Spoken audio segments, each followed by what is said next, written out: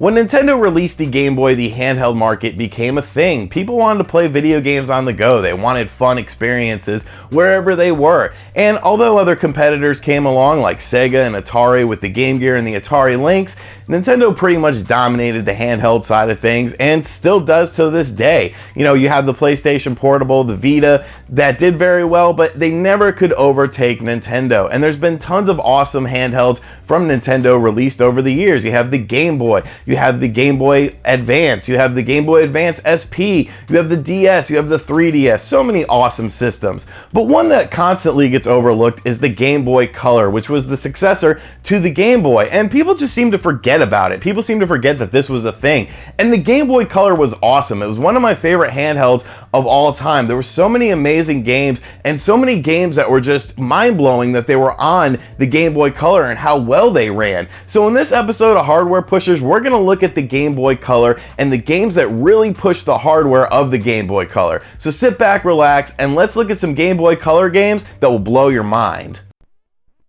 Hey kid, where's my lunch money?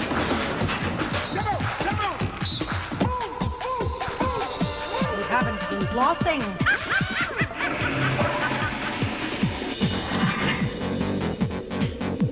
You haven't been flossing. Get a job. Escape to a world of color for each and every Game Boy game. New Game Boy Color. The first game I want to talk about with Game Boy Color Hardware Pushers is a game that I actually wasn't very familiar with until I started asking some buddies of mine, you know, what games do you think really looked good on the Game Boy Color?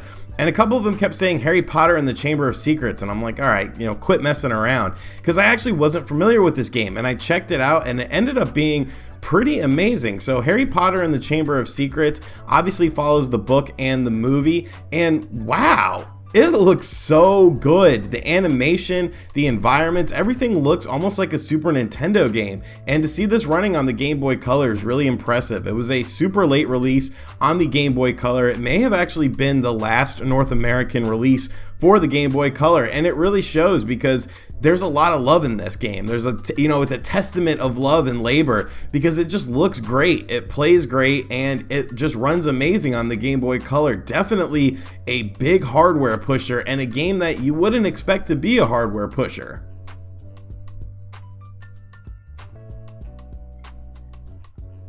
Tomb Raider was all the rage if you were growing up in the 90s, and Lara Croft made an appearance on the Game Boy Color. And it's pretty impressive. You can see here, there's some really big sprites, there's some really fluid animation, and the game just looks and runs great. If you really look closely, you can see there's even jiggle physics. Jiggle physics in a Game Boy Color game. That's just mind-blowing to me.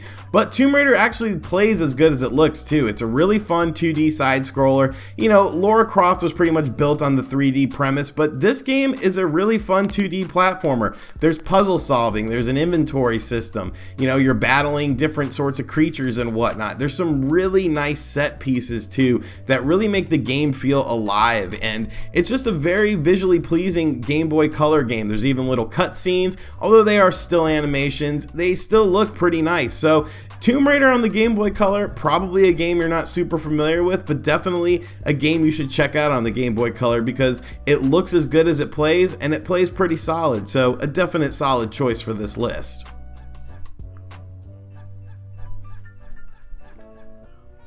Cannon Fodder is an interesting game because if you look at it, it doesn't look all that special, you know? It looks okay, you know, it looks pretty decent for a real-time strategy game in vein of Command & Conquer. Cannon Fodder, of course, was released on other platforms such as the Atari Jaguar, but it doesn't really look like anything special. So you're probably thinking to yourself, well, RGT 85, have you lost your mind? Why are you including Cannon Fodder, a game that looks pretty basic? You know, the audio is pretty basic, the controls are pretty basic. Why is this on the list?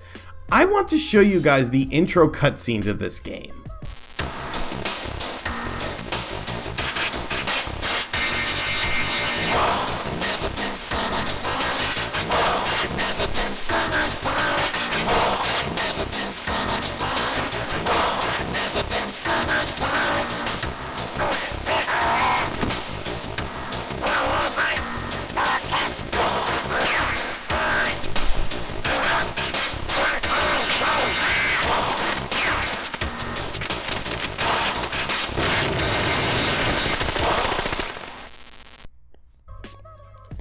Most racing games on the Game Boy Color were of course top-down experiences, but Toy Story Racer tried to switch that up a little bit. They tried to go with that Mario Kart style of racer to make a pseudo 3D racer on the Game Boy Color.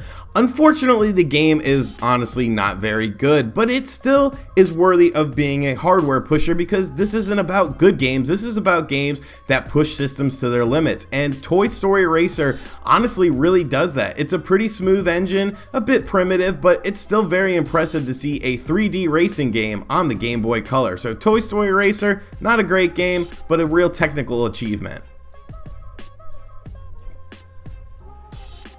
Looking to get a little bit spoopy on your Game Boy Color with a hardware pusher? May I introduce you to Alone in the Dark, a really impressive game visually. They really did a great job capturing Alone in the Dark and putting it on the portable. That little flash scene is very annoying that keeps popping up, but even the little battle segments look pretty good. It's a really impressive looking game. There was also a Resident Evil that was not completed on the Game Boy Color that I actually prefer a little bit more, but Alone in the Dark is a pretty solid hardware pusher.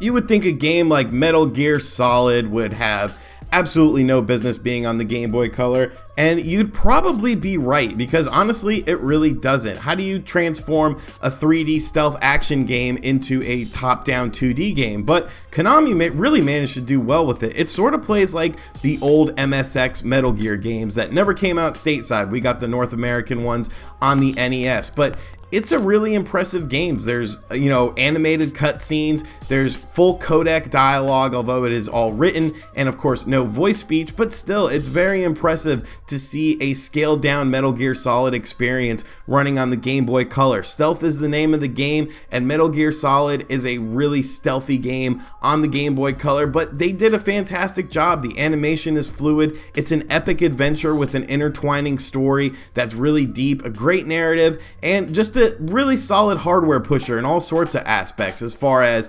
gameplay is concerned, they really push the gameplay of this game. So Metal Gear Solid, awesome game and a real hardware pusher.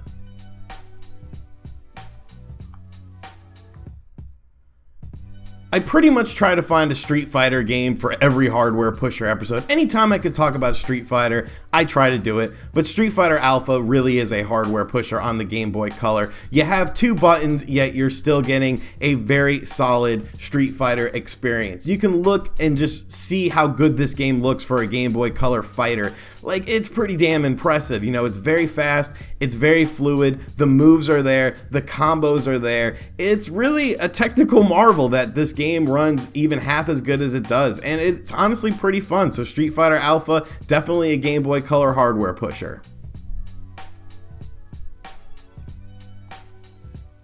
What is a full motion video game doing on the Game Boy Color? I have no idea, but developers obviously were pretty, crazy with the Game Boy Color to see what they could do. And here is Dragon's Lair, which honestly looks like a pretty impressive cartoon running on the Game Boy Color. Obviously, Dragon's Lair was a real-time animated, quick-time event sort of game, and Dragon's Lair is pretty much impressive on the Game Boy Color. Like, it has no business being on here, and I think they did a pretty solid job. The animation is beautiful and fluid, so yeah, pretty impressive.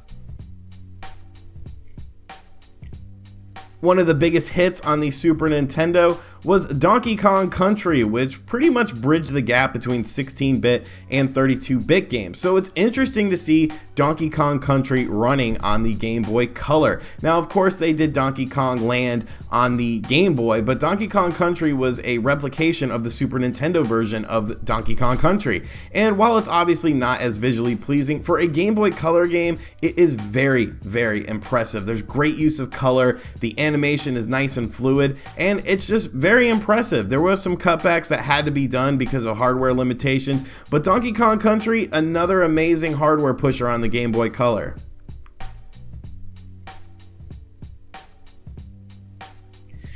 And the final game is also one of the most expensive games on the Game Boy Color, and that is Shantae.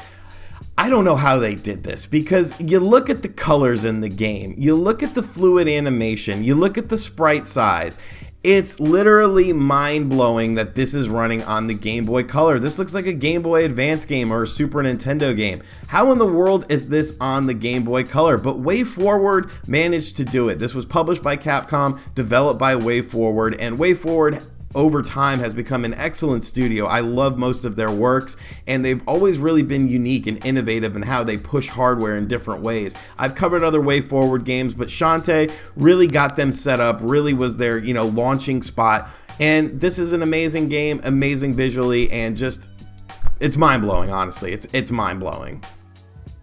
So those are a handful of games that really pushed the Game Boy Color to its limits. It's pretty amazing what that system was capable of, in terms of full motion video, in terms of 3D, in terms of 2D animation. It really had something for everyone on there. And it's really crazy to think about just how these games were put on the Game Boy Color, which obviously wasn't a very strong system. So I hope you guys enjoyed this video. Let me know in the comments section down below what Game Boy Color games you enjoyed and what Game Boy Color games you felt really pushed the hardware. And thank you for checking out this video. If you're new here, make sure you subscribe to the channel for more gaming content. Make sure you hit that like button. If you really like my face, check out the t-shirts in the description box. Check out the Patreon page. We're doing all sorts of stuff here on RGT 85. And thank you for watching this video. I will catch you guys next time. Later. RGT